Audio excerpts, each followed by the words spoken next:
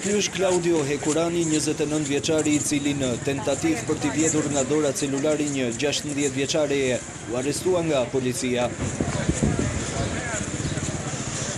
Ngjarja ndodhi në mes të ditës më 21 prill në rrugën Ibrahim Rugova, fare pranë selisë së Partisë Socialiste.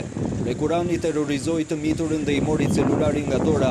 Fatmirësisht aty pranë gjendej një patrulle forcave shqiponja. Për grabitsin ky nuk ishte rasti i parë, pasi ai është autori të paktën dhe 3 vjedhjeve të tjera, ndërkohë që policia jo në çdo rast është aty për të parandaluar ngjarje të tilla.